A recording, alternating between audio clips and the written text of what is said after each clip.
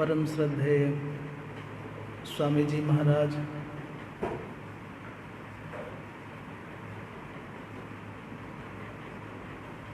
संत सेवा व्रत परायण सरलता की प्रतिमूर्ति श्री नवलराम जी महाराज, अन्य आचार्यगण, कल प्रसंग चल रहा था। भगवान कहते हैं तस्मात्, इसीलिए यस्य साधकस्य, हे महाबाहो, जिस साधक ने अपनी इंद्रियों को सर्वशः निगृहीत किया है। कहाँ से? बोले इंद्रियार्थेभ्यः, इंद्रियों को इंद्रियों के विषयों से निवृत्त कर लिया है। तस्य प्रज्ञा प्रतिष्ठिता, उस साधक की प्रज्ञा ही प्रतिष्ठित है। ये विस्तार से कल चर्चा हो गई। आज भाष्यकार भगवान कहते हैं यह अयम लौकिको वैदिकश्च व्यवहारः, ये लौकिक और वैदिक जो व्यवहार है, सह उत्पन्न विवेक ज्ञानस्य स्थित प्रज्ञस्य अविद्या कार्यत्वात् अविद्या निवृत्तौ निवर्तते। वह सब व्यवहार स्थित प्रज्ञ के द्वारा भी संपन्न किया जाता हो, अविद्या कर्तृक है। जब भी हम व्यवहार दशा में आते हैं तो वो अविद्या कोटि में ही आता है। तो अविद्या कार्यत्वात्, अविद्या के द्वारा जनित होने के कारण वो अविद्या का कार्य है।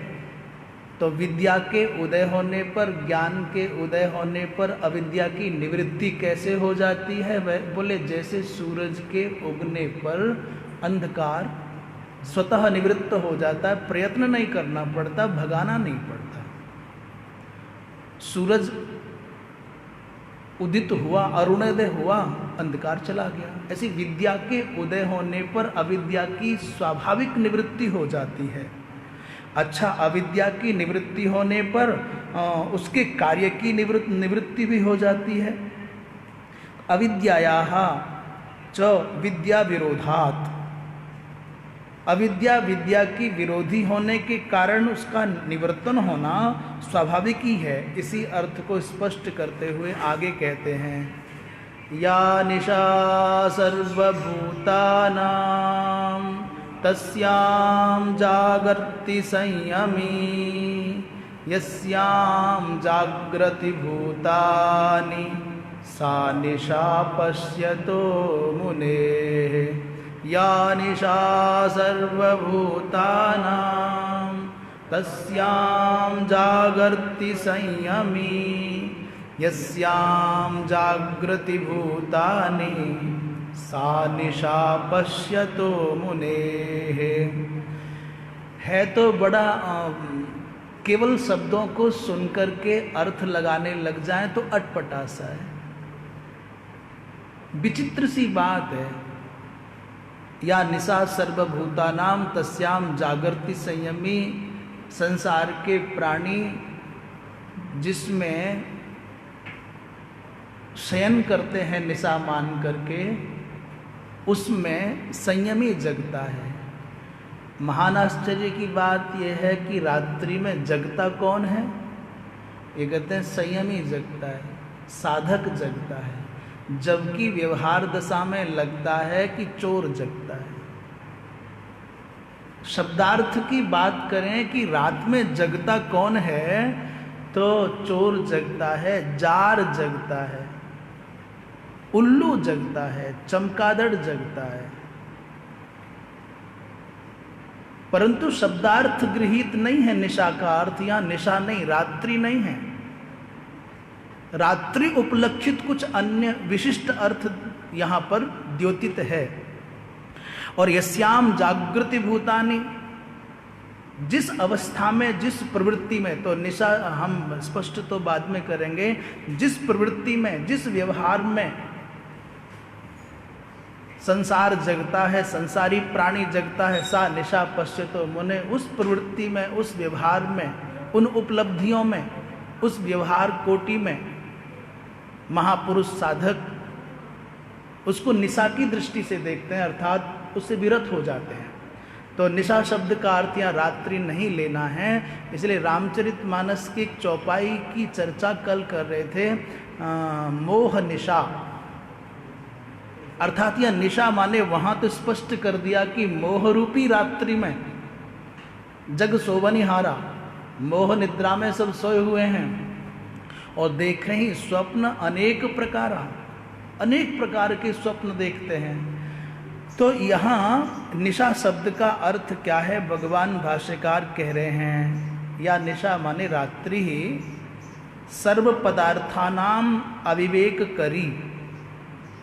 क्यों? बोले तमस्वभावत्वात्, सर्वेषाम भूतानाम अर्थात सर्वभूतानाम, ये सभी पदार्थों का अविवेक कराने वाली है, अबोध कराने वाली है, इसलिए रात्रि रूपत्वात् रात्रि कहा। बोले किम तत्व, रात्रि क्या है, ये निशा क्या है जो सभी पदार्थों का अविवेक कराती है, पदार्थों के बोध में बाधक है, तत्व के बोध में बाधक है, वो रात्रि क्या है? किम तत्व, कहते हैं परमार्थ तत्वम, वो है परमार्थ तत्व। कस्य विषय? बोले स्थित प्रज्ञस्य विषय, वो स्थित प्रज्ञ का विषय है, साधक का विषय है, वो तत्वज्ञ मनीषी का विषय है। उदाहरण देते हैं, यथा नक्तंचराणाम, जैसे निशाचर, नक्तंचर माने नक्त कहते हैं रात्रि को, और नक्तंचर माने नक्ते रात्रौ निशायाम चरती थी नक्तंचर। जैसे निशाचराणाम अह एव सत अन्येषाम निशा भवति, जो नक्तंचरों के लिए, उल्लू आदि के लिए रात्रि के समान है। क्या? बोले जो अन्यों का दिवस है। अन्येषाम अह, अन्येषाम अर्थात सात्विका नाम, सत्य धर्मशीला नाम, जो सात्विक हैं, सत्य धर्म का आचरण करने वाले हैं, धर्म पथ के पथिक हैं, उन सब के लिए जो दिन के समान है, इन नक्तंचरों के लिए अन्यों का दिन भी रात्रि के समान होता है। यथा नक्तंचराणाम अह एव सत अन्येषाम, अन्येषाम अह एव सत, परंतु निशा भवति, उनके लिए रात्रि के समान होता है। तद्वत् नक्तंचर स्थानीयानाम अज्ञानाम सर्वभूतानाम निशा इव निशा परमार्थ तत्वम अगोचरत्वात् अतत् बुद्धिनाम। कहते हैं हम सबका जो दिन है वो उल्लू आदि के लिए रात्रि के समान है। ये उदाहरण दे रहे हैं, दृष्टांत। अभी दिन में उल्लू नहीं दिखाई देगा, चमगादड़ नहीं दिखाई देगा, और प्रायः चोर भी नहीं दिखाई देगा, तो हमारा दिन उनके लिए रात्रि के जैसा हो गया। तो अह एव सत अन्येषाम अस्मादृशानाम यद अह तत् नक्तंचराणाम किम भवति, बोले निशा भवति, निशा है। उसी प्रकार जो नक्तंचर स्थानीय हैं, जो अज्ञ हैं, जो तत्वज्ञान रहित हैं, संसार के विषयों में ही जिनको रस आता है, नक्तंचर स्थानीय का अर्थ है कि जो सांसारिक उपलब्धियों में ही रचे पचे हैं, या नक्तंचर स्थानीय माने उलूक सदृश, जो प्रकाश के विरोधी हैं, जिनको ज्ञान नहीं भाता है। तो ऐसे जो अज्ञ हैं उन सबको भी सर्वभूतानाम निशा इव निशा, अर्थात उनको भी परमार्थ तत्व का जो प्रकाश है वो भाता नहीं, उनके लिए निशा के समान है। अर्थात जब सत्संग की बात चले, जब तत्व की बात चले, जब पुण्य कर्म करने संपादन करने का अवसर आवे, तब उनको क्या आता है? बताओ क्या आता है? बोले नींद आती। बोले साहब कहीं नींद नहीं आती, परंतु कथा में बैठ जाएं, वेदांत की चर्चा चले तो फट नींद आती है। कहीं मत जाओ। जो तत्व की चर्चा है, प्रकाश का, ज्ञान का अवकाश है, अवसर है, वहां उनको रात्रि के समान रुचि नहीं जगती। जैसे रात्रि में लोग सोते हैं तो वो भी सो जाते हैं। बोले क्यों? बोले अगोचरत्वात्, परमार्थ तत्व उनके लिए अगोचर है। अतद बुद्धि नाम, उनको तो इंद्रियों के विषयों में ही रस आता है और ये परमार्थ तत्व अगोचर है, उनकी बुद्धि का विषय नहीं है। इसलिए वो ज्ञान का जो अवसर है वो उनको रात्रि के जैसा लगता है। ज्ञान का प्रकाश भी उनको रात्रि के समान भासित होता है। बोले तस्याम परमार्थ तत्व लक्षणायाम अज्ञान निद्रायाः प्रबुद्धो जागर्ति संयमी संयमवान जितेंद्रियः योगी इत्यर्थः। तो इस श्लोक का पहला पद था कि या निशा सर्वभूतानाम, इसके अर्थ को प्रकाशित करने के लिए इतनी बात कही गई कि नक्तंचर स्थानीय उलूक आदि को, संसार के सामान्य प्राणियों के लिए जो दिन है वो भी रात्रि के जैसा लगता है, उसको ये दृष्टांत दिया। और अब स्पष्ट कर रहे हैं कि जो इंद्रियों के विषयों में रुचि लेते हैं उन्हीं को अज्ञानी कहा, उन्हीं को उलूक सदृश कहा। उनको क्या है, जब तत्व की वार्ता होगी, जब ये ज्ञान की प्राप्ति का अवसर होगा, तो उनको वो निद्रा के समान, रात्रि के समान, निशा के समान लगेगा और अरुचि हो जाएगी, हट जाएंगे, उनकी प्रवृत्ति नहीं होगी वहां। तो ये बात कह करके कहते हैं तस्याम जागृति संयमी, परंतु उस तत्व प्राप्ति के अवसर पर संयमी जगता है। संयमी शब्द का अर्थ क्या? जितेंद्रिय, और दूसरा अर्थ क्या? योगी। जितेंद्रिय योगी ही योगी साधक संयमी संयमवान तत्र परमार्थ तत्व लक्षणायाम, उस परमार्थ तत्व लक्षण रूपा अज्ञान निद्रा से प्रबुद्ध जगा हुआ योगी जगता है। जिस भगवत प्राप्ति के, अब और सरल कर दें, जिस भगवत प्राप्ति के पुण्य में अवसर को आने पर संसार के लोग निद्रालु होकर के विरत हो जाते हैं, उस भगवत प्राप्ति के आत्म तत्व के अन्वेषण के अवसरों पर संयमी ही जगता है। अर्थात वो प्रवृत्त होता है, कार्य में संलग्न हो जाता है। तो और स्पष्ट करें तो इसको ऐसा कह सकते हैं, ज्ञान की पद्धति से विचार करें तो आत्मज्ञान की प्राप्ति में संयमी जगता है, असंयमी सोता है। आत्मज्ञान की प्राप्ति का जो अवसर है वो प्रकाश अर्थात दिवस के रूप में है, पर वो जो असंयमी है, जो संसारी है, जो विषयी है, जो इंद्रिय सुख में लीन है, वो निद्रा मान करके, निशा मान करके सो जाता है, अर्थात विरत हो जाता है। यस्याम जागृति भूतानि, इस श्लोक का तीसरा पद है, जिसमें ये संसार जिस व्यवहार में संलग्न रहता है, जग करके जागरूक होकर के लगता है, उसको मुनि निशा के समान देखता है। भाष्यकार भगवान कहते हैं यस्याम ग्राह्य ग्राहक भेद लक्षणायाम, ये ग्राह्य ग्राहक भेद लेन देन, इसमें अविद्या निशा में प्रसुप्तानि एव भूतानि जागृति, ये सोते हुए भी लोग जग रहे हैं।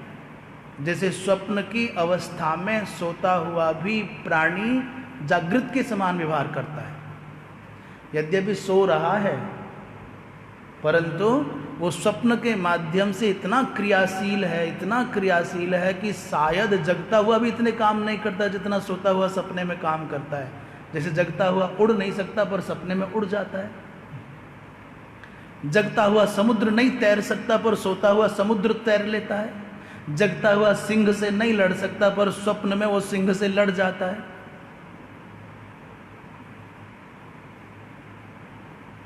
अविद्या रूपी निशा में प्रसुप्तानि एव भूतानि जागृति इति उच्यते।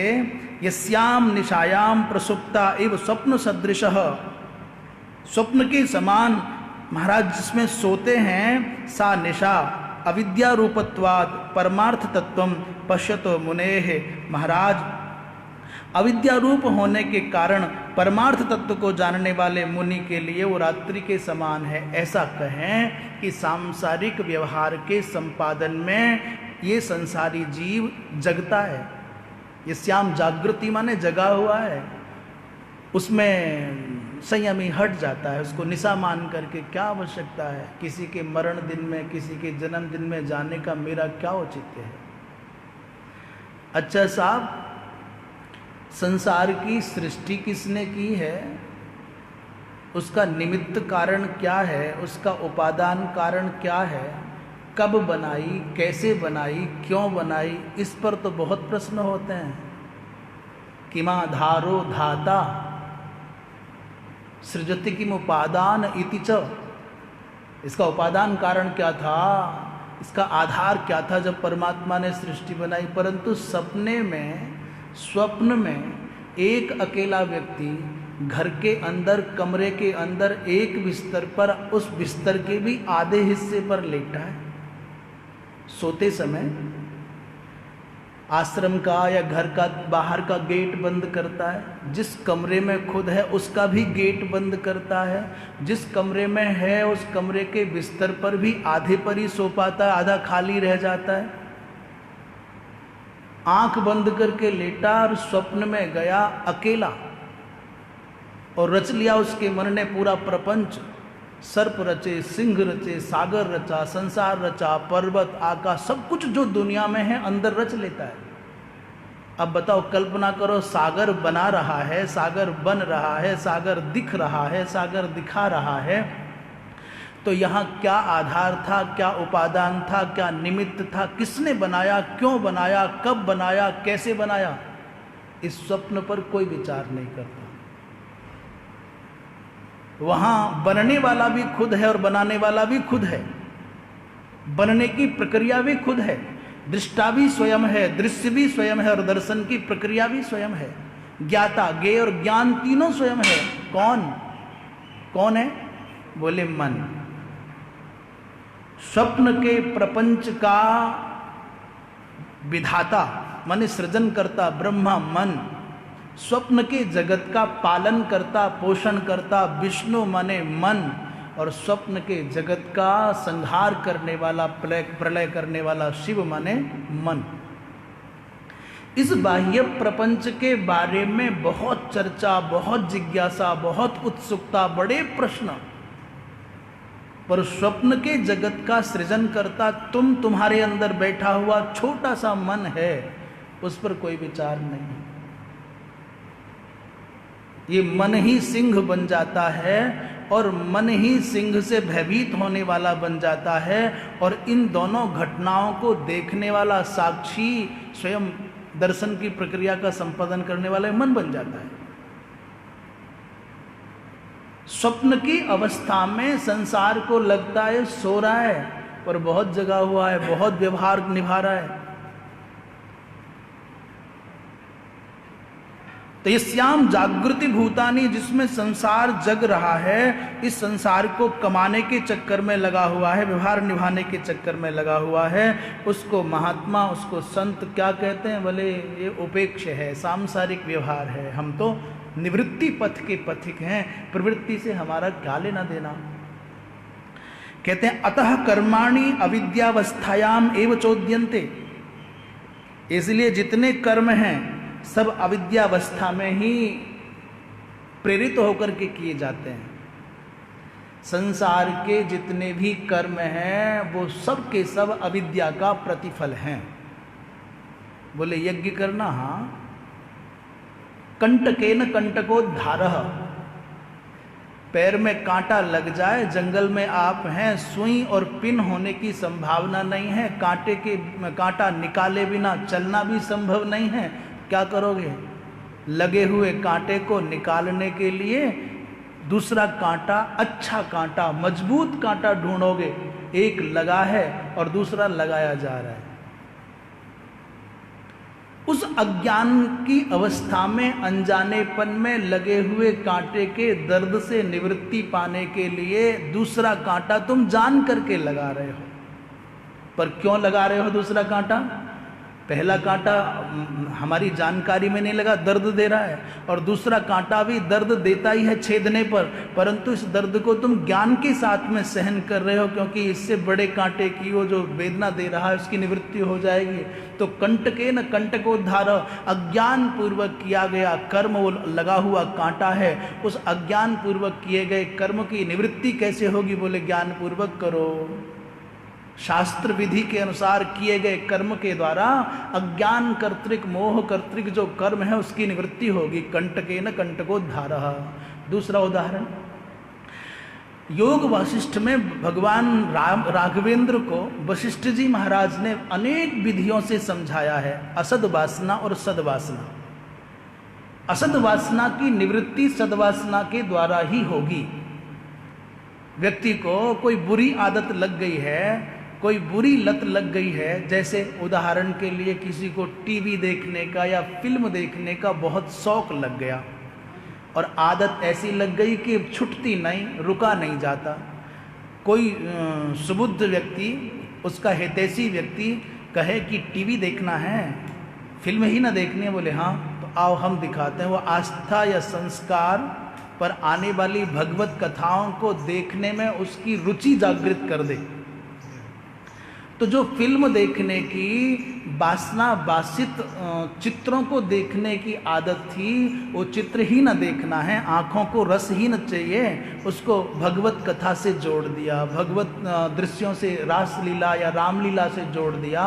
तो वो जो देखने की प्यास थी उसकी पूर्ति तो हो गई, पर चित्त में जो वासना के बीज बोए जाते थे उनकी निवृत्ति के लिए भगवत लीला आ गई।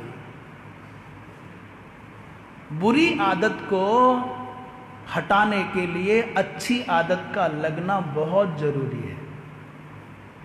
इसलिए व्यक्ति को अपने आप को इतना व्यस्त रखना चाहिए अच्छे काम में।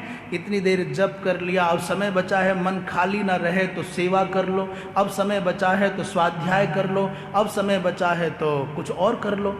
अच्छे काम में व्यस्त रहो, अन्यथा जैसे खेत खाली रह जाएगा तो उसमें घास हो जाएगा, कांटे भी हो जाएंगे, झाड़ियाँ भी हो जाएंगी, और उपेक्षा करोगे तो बढ़ती चली जाएंगी। इसलिए खेत को खाली मत रहने दो, उसको अच्छे बीज बो करके अच्छा धान्य पाने के लिए आप व्यस्त रखो।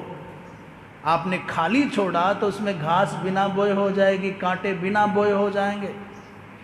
और हमारा चित्त, हमारा मन भी उस खेत के जैसा ही है, जिसमें यदि आपने भगवत उपासना के, भगवत भक्ति के, सदाचार के, सत्संग के पवित्र बीजों का वपन नहीं किया तो उसमें संसार की विषयासक्त व्यक्तियों के कुसंग के कारण वासना की खेती हो जाएगी, और आप चूक गए तो इतनी कटीली झाड़ियाँ हो जाएंगी कि उलझ करके मर जाओगे, सुलझ नहीं पाओगे जीवन भर।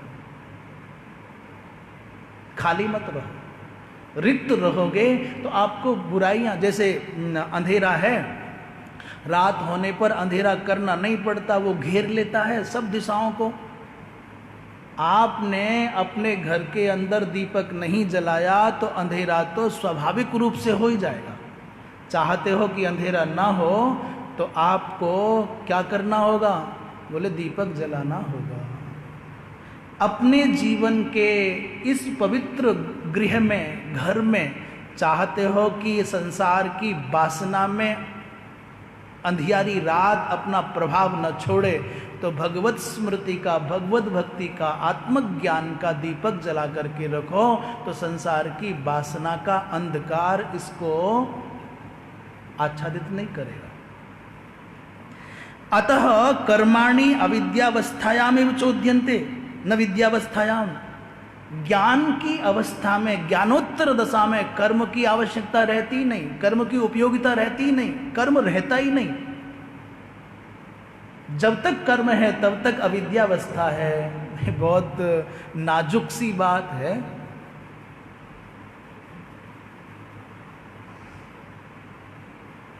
जब तक आपके चित्त में कुछ करने की बात है, अहम करता, मुझे करना है, मैं करता था, मैं करता हूं, मैं करूंगा, तब तब बंधन है।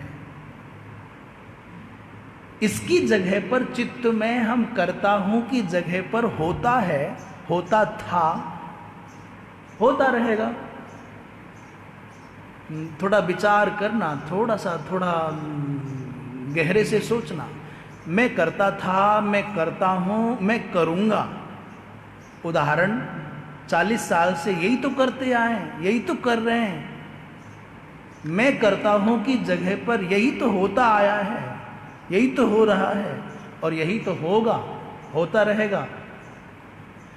अंतर यह है, करता हूं और होता है मैं। जहां करता हूं ये वृत्ति आएगी, वहां कर्तापन का भाव अपने आप चल करके आएगा।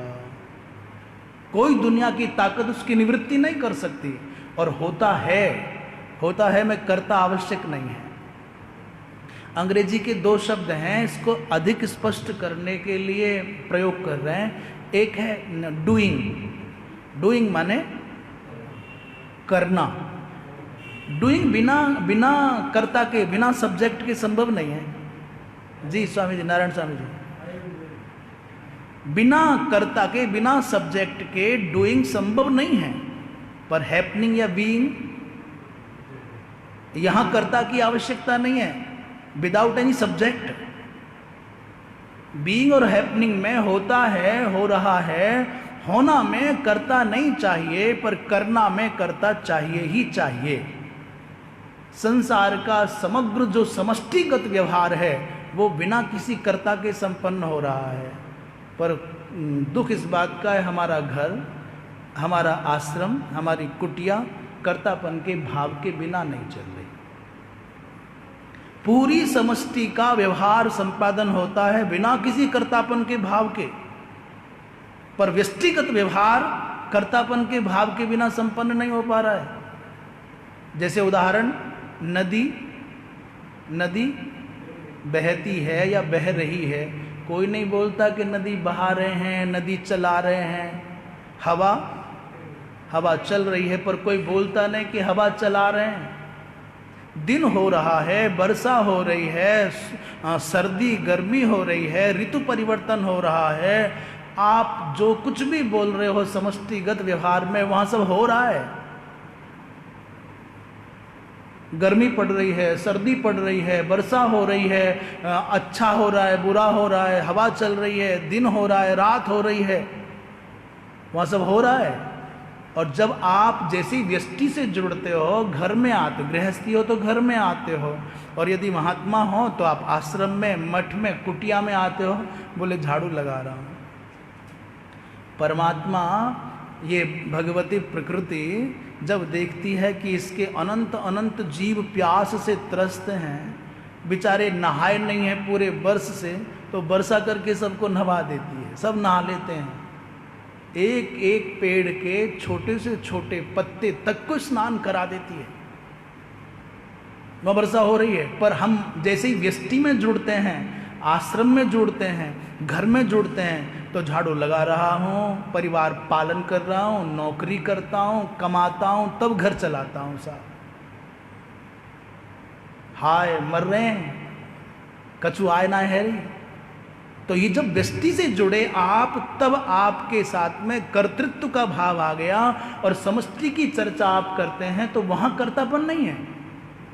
अब मैं एक निवेदन करूं, भगवत विश्वासी आप हैं तो मैं बहुत पूरे मन से निवेदन करूं, भगवत विश्वासी हैं तो जो परमात्मा समष्टि के, सृष्टि के इतने बड़े बड़े कार्यों का संपादन करते हैं, पर्वत बनाते हैं, सागर बनाते हैं, नदियां बनाते हैं, ये निरंतर हवा चलती है, आवश्यकता पड़ने पर प्रकाश होता है, विश्राम के लिए रात्रि होती है, तो क्या वो परमात्मा आपके छोटे छोटे लघु लघु कार्यों के संपादन को नहीं करेंगे? तो फिर क्यों बिना मतलब के व्यष्टिगत कार्यों में अपने सर पर बोझा लेकर के जिए हैं? पर मनुष्य की प्रवृत्ति है कर्तृत्व के भाव। तो जहां भी चाहे यज्ञ हो, चाहे मौन हो, दान हो, धर्म हो, जहां आपके चित्त में कृति आएगी, कर्म आएगा, वहां कर्तापन का भाव अपने आप आएगा। और उसकी जगह पर संशोधन कर लो कि मैं तो प्रभु का उपकरण हूं, परमात्मा निमित्त बना रहा है, मैं केवल एक यंत्र मात्र हूं, उपकरण मात्र हूं, निमित्त मात्र हूं, और सारा कार्य संपादन तो भगवान को ही करना है, प्रकृति को करना है, नियति को करना है। वहां से अहम भाव चला जाएगा, वहां से बंधन भाव चला जाएगा। हाँ, भगवान कृष्ण ने यही संदेश मुख्यतया गीता के माध्यम से दिया ही है अर्जुन को, कि ये सब काम तो हो चुका है, तुम अपने मन में ये मत सोचो कि मैं इतने लोगों को मारूंगा तो मुझे मारने का दोष लगेगा या ये होगा। बोले निमित्त मात्र बन। अच्छा, कारण क्या है? परोक्ष प्रिया ही देवा।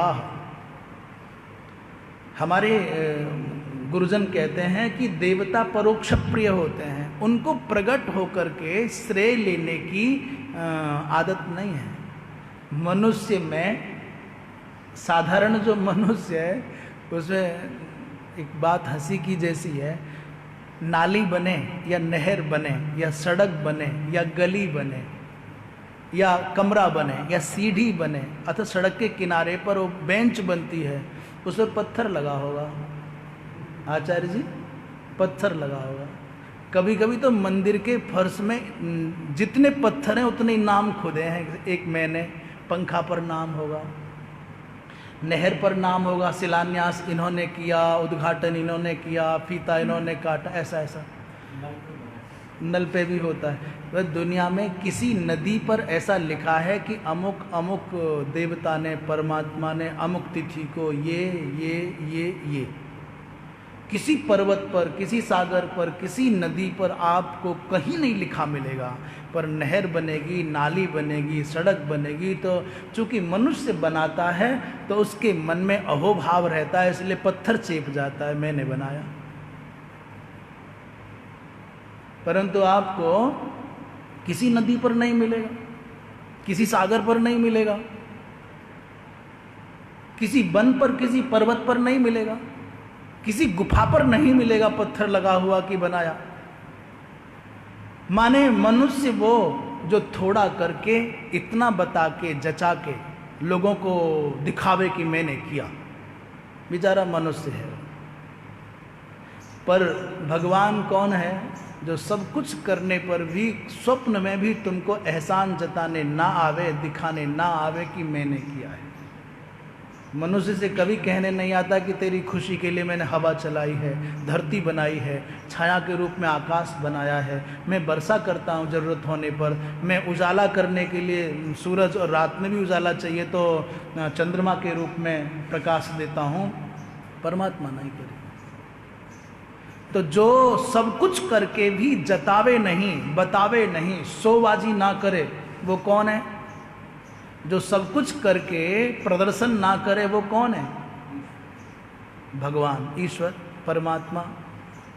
तो डरे हुए क्यों बोल रहे हो? बोलो भाई।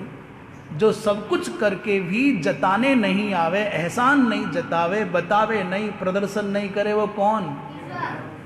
मनुष्यों में भी जो सब कुछ करते हुए प्रदर्शन नहीं करता, वो भले ही दुनिया की नज़र में मनुष्य होगा, पर मैं सत्य कहता हूँ वो भगवान के अंश से चैतन्य है, जागृत है।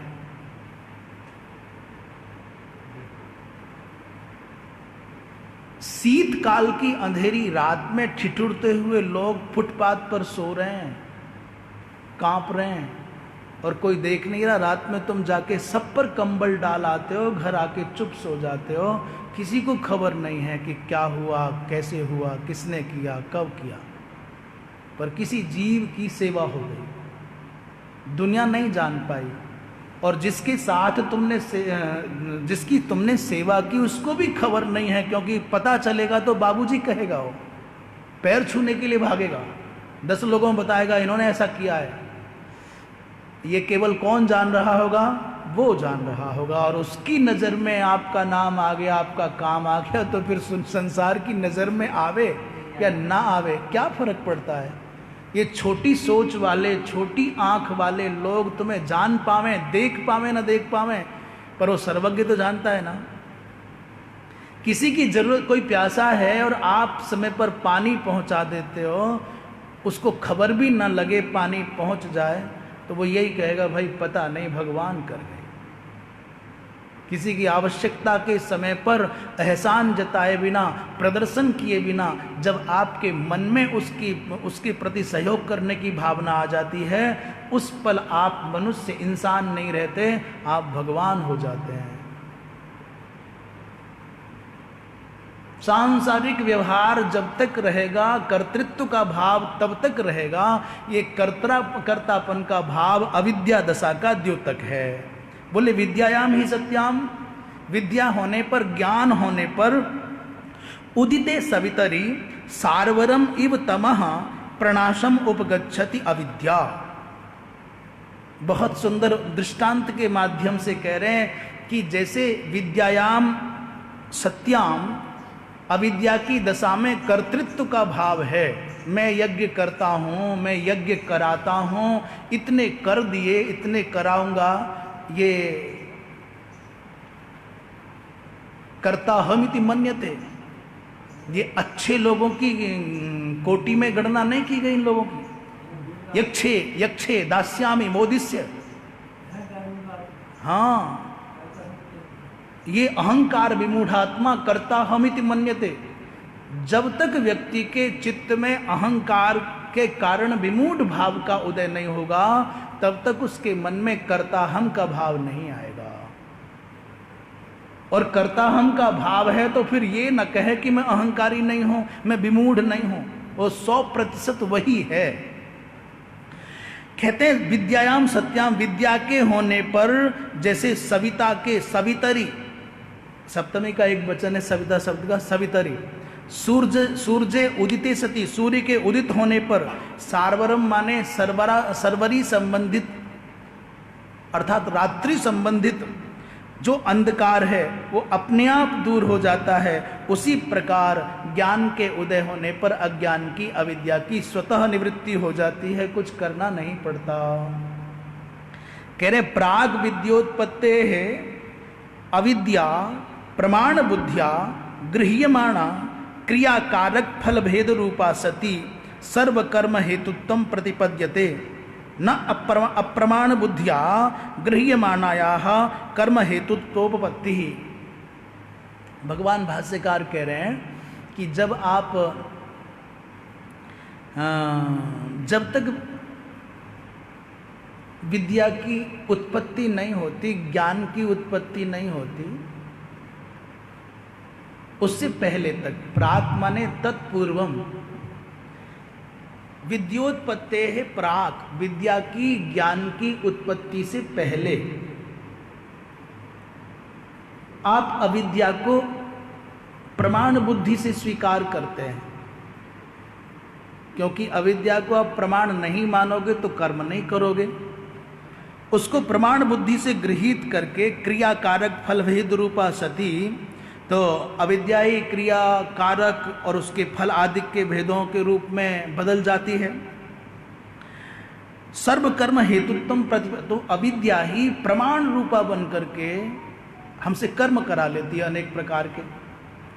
क्योंकि अप्रमाण बुद्धिया, आप अविद्या को अप्रमाण कोटि से स्वीकार करके कर्म नहीं कर सकते। आप प्रमाण मानते हो तब तो करते हो, अप्रमाणित मानोगे बोले अविद्या है, नहीं नहीं, अविद्या है, आप ऐसा अप्रमाणित मान करके कर्म नहीं कर सकते। प्रमाण भूतेन वेदेन मम चोदितं कर्म कर्तव्यं कर्म इति कर्माणि कर्ता प्रवर्तते न अविद्या मात्रम इदम सर्वम निशा इव इति। भगवान कहते हैं कि प्रमाणभूत वेद ने मुझको आदेश दिया है, मुझको नोदित माने प्रेरित किया है कि इदं कर्म तव कर्तव्यम, ये कर्म तुम्हारा कर्तव्य है। इसलिए हम वेद के द्वारा उपदिष्ट होने पर विभिन्न प्रकार के कर्मों के संपादन में लग जाते हैं। अविद्या मात्र मान करके, हम सुन करके, पढ़ करके, उपदिष्ट होने पर भी ये कह लें कि अविद्या है, तो कौन कर्म करेगा?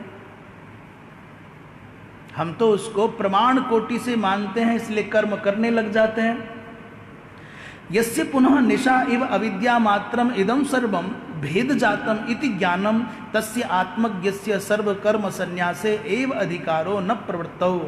कहते हैं जो इस संसार के व्यवहार को निशा के समान मानता है और जिनको ज्ञान हो चुका है, उन आत्मज्ञानी महापुरुष का संसार के सभी कर्मों के संन्यास में ही अधिकार है, कर्मों के संपादन में अधिकार नहीं है। ये विशेष बात पूरे दूसरे अध्याय में कई बार आई। सर्व कर्म संन्यास के द्वारा ही मोक्ष की प्राप्ति होती है कि सर्वकर्म के संपादन के द्वारा मोक्ष की प्राप्ति होती है। ये दो बातें चलती आई हैं। भगवान भाष्यकार ने कहा कि भगवान का उद्देश्य ये स्पष्ट है कि सर्वकर्म संन्यास पूर्वक ज्ञान के द्वारा मुक्ति होती है, पर कुछ का मत है कि कर्म के संपादन से ही वो सर्वकर्म संन्यास अर्थात कर्म संन्यास के द्वारा नहीं, कर्म के संपादन के द्वारा मुक्ति आदि की प्राप्ति होती है। तो कह रहे हैं जिन्होंने ये जान लिया है कि सांसारिक व्यवहार अविद्या मात्र है, जो तत्वतः इस बात को जान गए हैं कि ये जो भी कुछ दिख रहा है सब ब्रह्म है, ब्रह्म ही वेदम सर्वम, इदम सर्वम ब्रह्म एव सत्यम तत् अन्यत अविद्या मिथ्या इति। महाराज ऐसे महापुरुषों के आत्मज्ञ साधकों के लिए संसार में कोई कर्म शेष नहीं रह जाता, कोई कर्तव्य शेष नहीं रह जाता, इसलिए उनका सर्व कर्म संन्यास में ही अधिकार कहा है, महाराज प्रवृत्ति पथ में नहीं कहा। तथा च दर्शयिष्यति, यही बात आगे कहेंगे, तद बुद्धिस्तदात्मानः तन्निष्ठास्तत्परायणाः इत्यादि ना ज्ञान निष्ठायाम एव तस्य अधिकारम। उन आत्मज्ञ महापुरुषों का ज्ञान निष्ठा में सर्व कर्म संन्यास में ही अधिकार है, कर्म के संपादन में नहीं, प्रवृत्ति पथ में नहीं है।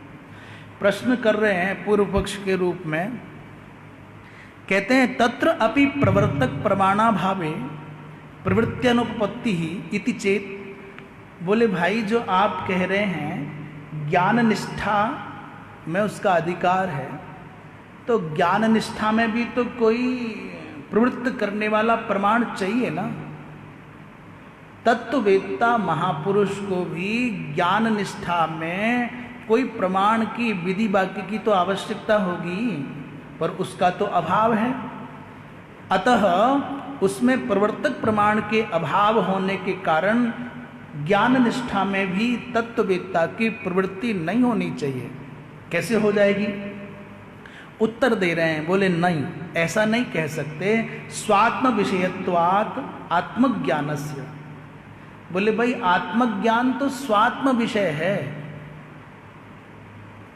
ये जो आत्मज्ञान है ये अपने स्वरूप का बोध कराने वाला होने के कारण स्विषय है, इसमें दूसरे प्रमाण आदि की आवश्यकता नहीं है। नहीं आत्मनः स्वात्मनि प्रवर्तक प्रमाणापेक्षता आत्मत्वात् एव तदन्तत्वात् च सर्व प्रमाणानां प्रमाणत्वस्य। ये तो सभी प्रमाणों को प्रमाणित करने वाली अवस्था है आत्मज्ञान, इसलिए आत्मज्ञान के विषय में किसी अन्य प्रमाण की आवश्यकता नहीं रहती। आत्मज्ञान तो स्वयं आत्मा होने से स्वतः सिद्ध है, इसमें प्रमाण सब प्रमाणों का चर्म है, सब प्रमाणों का अंतिम निश्चय निष्कर्ष है, इसमें दूसरे की क्या आवश्यकता है। संसार में आत्मस्वरूप का साक्षात्कार होने के अनंतर प्रमाण और प्रमेय का व्यवहार बनता ही नहीं है। पुनः प्रमाण प्रमेय व्यवहार न संभवती कदा, बोले आत्मस्वरूपाधिगमे, जब तक आत्मज्ञान नहीं होता तब तक प्रमाण चाहिए, प्रमेय चाहिए इत्यादि चर्चा होगी। और आत्मज्ञान हो जाने के बाद फिर न कोई प्रमाण चाहिए न कोई प्रमेय चाहिए। जैसे उदाहरण के तौर पर आपको बद्रीनाथ जाना है, पैदल आप जा रहे हो या वाहन से, पहली बार जा रहे हो तो आप पूछोगे भाई इधर से जाएं कि इधर से जाएं। आप पूछोगे भैया रात्रि विश्राम करना है, कहाँ ठहरें, कहाँ ठहरने के योग्य व्यवस्था हो जाएगी। पर जब तक आप बद्रीनाथ नहीं पहुँचे तब तक ही तो व्यवहार चलेगा। कितना किलोमीटर है, कितना चलना है, कैसा रास्ता है, कैसे लोग हैं। आप बद्रीनाथ पहुंच गए, भगवान के दर्शन हो गए, विश्राम हो गया। अब पूछोगे किसी से भैया कितना चलना है, कहाँ जाना है, कितनी दूर है, कैसे लोग हैं। ये जो संसार में चलते हुए व्यवहार करना होता है, विधि क्या है, निषेध क्या है, क्या करना है, क्या नहीं करना है, ये तब तक है जब तक आप वहाँ नहीं पहुँचे। आत्मज्ञान रूपी लक्ष्य को पा लेने के बाद में फिर ये जो विधि निषेध है इनकी कोई आवश्यकता नहीं रह जाती। प्रमातृत्वम ही आत्मनो निवर्तयति अंतिम प्रमाणम, ये जो आत्मज्ञान रूप अंतिम प्रमाण है ये आत्मा के प्रमातापन को भी निवृत्त कर देगा। निवर्तयत एव च अप्रमाणी भवति स्वप्न काल प्रमाण एव प्रबोधे। महाराज ये इसका निवर्तन करता हुआ, उसको निवृत्त करता हुआ स्वयं भी अप्रमाणित हो जाएगा। कैसे, बोले स्वप्न काल प्रमाणम इव, जैसे जगने के बाद में स्वप्न काल के समग्र दृश्य की स्थिति नहीं रह जाती, ठीक वैसे ही लोके च वस्तु अधिगमे प्रवृत्ति हेतुत्व अदर्शनात् प्रमाणस्य, संसार में भी ये देखने में आता व्यवहार में कि वस्तु प्राप्त हो जाए तो फिर कोई प्रमाण आदि की आवश्यकता वहाँ नहीं देखी जाती।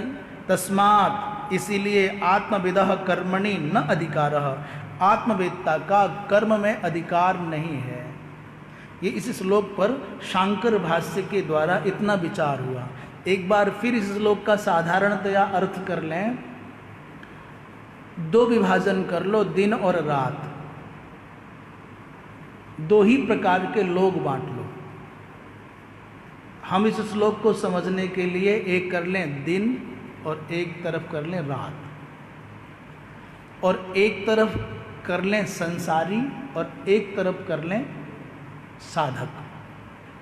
विषयी और साधक कर लीजिए, संयमी और असंयमी कर लीजिए, जितेंद्रिय और अजितेंद्रिय कर लीजिए, कुछ भी कर लीजिए। रात और दिन को हम ऐसा कर लें, रात का मतलब है अज्ञान और दिन का मतलब है ज्ञान। रात का मतलब है सांसारिक व्यवहार और दिन का मतलब है भगवत दर्शन की उत्कट लालसा। ऐसा विभाजन कर लें तो रात माने अज्ञान हो गई, दिन माने ज्ञान हो गया। रात माने सांसारिक व्यवहार हो गया और दिन माने भगवत प्राप्ति के लिए साधना हो गई। तो जो संसार के लोग, उनको रस आता है पारिवारिक सांसारिक व्यवहार के निर्वाह में, अज्ञान जनित कर्मों के करने में उनको बहुत रस आता है। कोई जी गया, कोई मर गया, किसी की नौकरी लग गई, किसी की सगाई है, बहुत मगन होकर के, बहुत बालक हो जाए तो सब इकट्ठे हो जाते हैं, शादी हो तो कहना ही क्या, बूढ़े भी नाचने लग जाते हैं। इस रात्रि रूपात्मक व्यवहार में, इस सांसारिक व्यवहार में जो साधक होगा वो कहेगा विक्षेप पड़ता है, विघ्न होता है, नहीं भाई हमारा समय नहीं, हम नहीं। सांसारिक व्यवहार से, उस रात्रि रूपात्मक व्यवहार से विरत होकर के, उसके लिए तो वो जो संसार के लोगों के लिए खुशी का समय है, उसके लिए तो वो उपेक्षा का विषय है। संसार के लोग जग रहे हैं, नाच रहे हैं, गा रहे हैं, मौज उड़ा रहे हैं और वो सो रहा है, उसके लिए रात हो गई वो। और महाराज उसमें जिसमें संसार के लोग सोए हुए हैं, किसमें सोए हुए हैं संसार के लोग? अरे भैया ये मोह निद्रा को छोड़ करके भगवत प्राप्ति के लिए कुछ करो, तो कहते हैं बुढ़ापे में कर लेंगे, अभी से ही बहुत समय पड़ा हुआ है, कथा क्या रोटी दे देगी, राम राम जपने से का पेट भरेगा, ऐसा बोल करके लोग भजन की, साधना की, ईश्वर प्राप्ति की उपेक्षा कर देते हैं। वो उन संसार के लोगों के लिए रात के जैसी है, पर इस भगवत प्राप्ति के उद्योग में साधक जगता है। अब समझ क्लियर हो गया ना? एक महात्मा जी थे, बहुत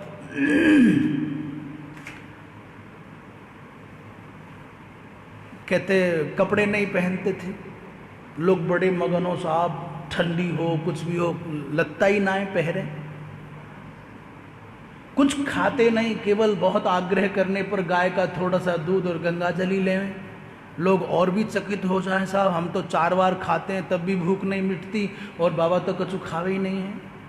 कपड़े बाबा नहीं पहनते, भोजन बाबा नहीं करते, और बाबा पैसा ना छुए, मठ मंदिर कोई बनाया नहीं है। बड़ी प्रसन्नता अनुभव करते लोग उनके पास जाकर के, बड़ी प्रशंसा करते।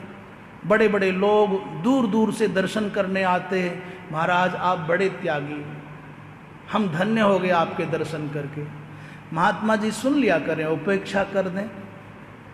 जब बार बार ऐसा हुआ, बहुत लोग इकट्ठे हुए, और प्रायः देखने में ऐसा आता है कि साधु भजनानंदी हो, भजन में थोड़ी क्षमता हो, तो धनिक लोग इस संभावना के साथ में साधु से जुड़ जाते हैं, हमसे तो भजन होता नहीं, हमारी कोई वस्तु, हमारी कोई सेवा इनके काम में लग जाए, इनके उपयोग में आ जाए, तो हम भी तर जाएंगे, इनके पुण्यों के बल पर हमारा भी बेड़ा पार लग जाएगा। इस संभावना में जुड़ जाते हैं। एक दिन सब बड़े बड़े लोग बैठे और महात्मा जी की प्रशंसा चल रही थी उनके त्याग और वैराग्य की। तो महात्मा जी बोले, रे भाई सेठो, त्यागी हम नहीं, त्यागी तो तुम लोग हो। हम किस बात के त्यागी हैं? बड़े त्यागी तो तुम लोग हो, तुमने बड़ा त्याग किया है। अब सब सन्नाटा छा गया। हम तो बढ़िया कपड़े पहने हुए हैं, बढ़िया खा के आए हैं, बढ़िया गाड़ियों से आए हैं, बड़े मकानों में रहते हैं, बिना पैसे के तो हमको सांस नहीं आता, हम त्यागी कैसे हो जाएंगे? भोजन छूटता नहीं, कपड़े छूटते नहीं, मकान छूटता नहीं, हमसे क्या छूटता है? हम कैसे त्यागी हैं? और ये महात्मा जी हमको त्यागी बता रहे हैं। एक ने हिम्मत करके पूछा, महाराज हम कैसे त्यागी हैं, जरा हम समझे नहीं बात। वस्तुतः त्यागी तो आप हैं महाराज जी, आपको कुछ नहीं चाहिए। उन्होंने कहा, भाई मैं सच कहता हूं कि त्यागी हम बड़े नहीं, बड़े त्यागी तुम हो। लोगों की जिज्ञासा और बड़ी, हाथ जोड़ के पूछा, महाराज कैसे? महात्मा जी ने कहा कि हमने क्या त्यागा है? तुच्छ थोड़े से कपड़े त्यागे हैं, ईंट पत्थरों का मकान त्यागा है, और जो मल बन जाना था वो चाहे कितना भी स्वादिष्ट होता वो भोजन त्यागा है। ईंट पत्थर त्यागे हैं, कपड़ा त्यागे हैं, रोटी चावल दाल त्यागा है। हमने क्या त्यागा है? केवल यही जो नष्ट होने वाले पदार्थ हैं। पर बड़े त्यागी तो आप हो, तुमने तो परमात्मा को ही त्याग रखा है, तुमने तो भगवान को ही त्याग रखा है। संसार के नाशवान पदार्थों के अर्जन करने में इतने डूबे हो कि तुमको भगवान की स्मृति का अवकाश नहीं है। तो बड़े त्यागी हम नहीं, बड़े त्यागी तुम हो। इस श्लोक को समझने के लिए इस बात पर आपको स्थिर होना होगा कि भगवत प्राप्ति रूपी उपासना में, साधना में कौन सो रहा है? जो संसार में रचा पचा है। उसके पास अवकाश नहीं है भगवान के लिए। उसके लिए भगवत प्राप्ति क्या है? बोले रात है, सो जाओ चैन से। और संसार के व्यवहार में, नाचने गाने में जो आनंद का अनुभव करता है संसारी, जो उसके लिए दिन के जैसा है, उसमें कौन? बोले साधक सो रहा है।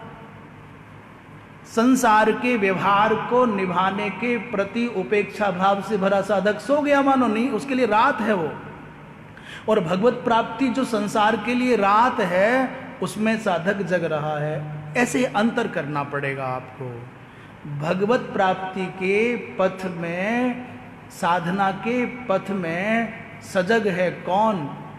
साधक। और सो रहा है कौन? संसारी। और संसारी के लिए जो दिवस के समान रुचि का विषय है सांसारिक व्यवहार, जिसमें संसार का व्यक्ति जग रहा है, उसमें सो रहा है कौन? बोले साधक। ये अंतर करना पड़ेगा। या निशा सर्वभूतानां तस्यां जागर्ति संयमी यस्यां जागृति भूतानि सा निशा पश्यतो मुने। समय कितना हो गया है? अब आगे कहते हैं विदुषः त्यक्तैषणस्य। अच्छा, स्थित प्रज्ञस्य यतेः एव मोक्ष प्राप्ति न तो असन्यासिनः काम कामिन इति एतम अर्थम दृष्टान्तेन प्रतिपादयिष्यन् आह। भाष्यकार कहते हैं जो विद्वान है, जो त्यक्तैषणा है, त्यक्तैषणा माने जिसने तीनों ऐषणाओं को त्याग दिया है। संसारी की दृष्टि से कहते हैं तो पुत्रेषणा, वित्तेषणा और लोकेषणा। महात्मा के पुत्र तो होता नहीं है, इसलिए ये जो तीन ऐषणाएं हैं संसारी के लिए कही। साधक वही बन पाएगा। अभी अपनी परीक्षा, जैसे हम हैं, हम अपनी परीक्षा कर लें, आप अपनी परीक्षा कर लें। यदि हम गृहस्थ हैं तो क्या पुत्रेषणा त्यागी? नहीं त्यागी, तो फिर अभी भगवान के पथ पर नहीं बढ़े। जो भजन भी हो रहा है, पाठ हो रहा है, जो भी कुछ हो रहा है, वो भी इसलिए हो रहा है कि साहब मेरा ये काम बन जाए, मेरा ये काम बन जाए। सम्राट को प्राप्त करने के बाद भी भूसा मांग रहे हैं अभी हम। सर्वेश्वर को प्राप्त करने के बाद भी, साधना का आश्रय लेने के बाद भी सांसारिक पदार्थ मांग रहे हैं, तो सम्राट से हम कोयला मांग रहे हैं। किसी राजा ने प्रसन्न होकर के किसी लकड़हारे को चंदन का बाग दे दिया। खुश हो गया, भाई तुमने बहुत, कथा है वो तो दूसरी, हम तो साधारण बात कर रहे हैं। उसने क्या किया? चंदन के बड़े बड़े मोटे मोटे पेड़ काट काट करके जलाए, कोयला बनाया और बेच ली। राजा ने सोचा कि अब उसकी दरिद्रता मिट गई होगी।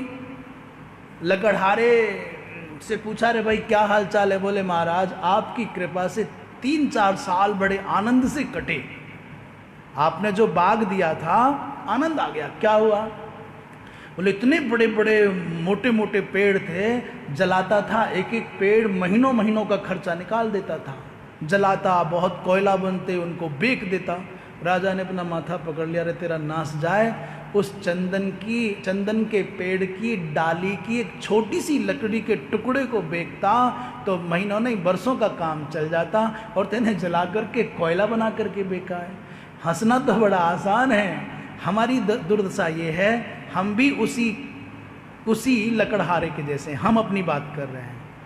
परमात्मा ने ऐसा खुशबूदार सुंदर शरीर दिया, मनुष्य का शरीर दिया, आँख नाक कान सब सजा हुआ दिया, फूल और फल लगे हुए हैं, और हम कर क्या रहे हैं? इन पवित्र इन अद्भुत अद्भुत क्षमताओं से भरे हुए शरीर के द्वारा कोयला इकट्ठे कर रहे हैं। सांस रूपी अनमोल रत्न जिसमें लगे हुए हैं, जिनके द्वारा परमात्मा को पाया जा सकता था, उससे हम कोयला इकट्ठे कर रहे हैं। स्वर्णस्थाल्याम छिपति स रजः, सोने की थाली से घर की धूली बाहर फेंक रहा है। और पाद शौचम विधत्ते पीयूषेण, अमृत मिल गया तो पैर धो रहा है, पांव धोने का साधन है। ऐरावत हाथी मिल गया, इंद्र ने मित्रता करके दे दिया तो उससे ईंधन काट करके रख करके ला रहा है उसकी पीठ पर। चिंतामणि घर में रखी है और कौवा उड़ाने के लिए उठा करके फेंक के मार रहा है, उसे पता ही नहीं है चिंतामणि का महत्व क्या है, सोने की थाली का महत्व क्या है। मनुष्य शरीर को पाकर के सांसारिक पदार्थों की उपलब्धि में डूबा हुआ व्यक्ति इन चारों की तरह से बावला है, जो चिंतामणि से कौवा या बंदर भगा रहा है। जो सोने की थाली से धूल फेंक रहा है, जो अमृत पाकर के एक बूंद पान करे तो मुक्त हो जाए, वो पैर धो रहा है। ऐरावत हाथी मिल गया है जिसके गंड मंडल पर मुक्ता लगा है, उससे ईंधन धो रहा है। हम भी मनुष्य शरीर के द्वारा सांसारिक व्यवहार में लगे हैं। तो ऐसे ही है, पुत्रेष्णा, वित्तेष्णा और लोकेष्णा को जिसने त्याग दिया है।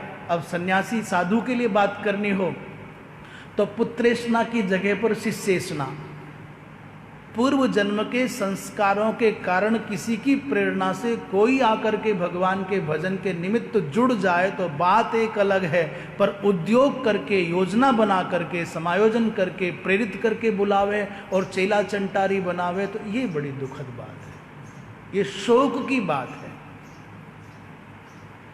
तो शिष्येष्णा को त्याग दे, और शिष्येष्णा नहीं त्यागी है तो कितनी भी ऊंचाई पर खड़े हो भाई साहब, आप वहीं पड़े हो। जैसे गीध उड़ता बहुत ऊंचे है पर उसकी नज़र जमीन पर पड़े हुए मांस के टुकड़े पर ही होती है। हम बात किसी और की नहीं, अपनी कर रहे हैं। यदि लोकेष्णा है, वित्तेष्णा है और ये देहेष्णा है और ये शिष्येष्णा है तो हम ऊंचाइयां तो कितनी भी उड़ रहे हैं पर अभी जमीन पर ही हमारी नजरें अटकी पड़ी हैं, उठे नहीं। तो ऐसे स्थित प्रज्ञ यति को मोक्ष प्राप्ति होती है, असन्यासी को नहीं, कामकामी को नहीं होती। इस बात को आगे कहेंगे। अब वाणी को यही विराम। पूर्णमदः पूर्णमिदं पूर्णात् पूर्णमुदच्यते पूर्णस्य पूर्णमादाय पूर्णमेवावशिष्यते। सर्वे भवन्तु सुखिनः, सर्वे सन्तु निरामयाः, सर्वे भद्राणि पश्यन्तु, मा कश्चित् दुःखभाग् भवेत्। नारायण नारायण।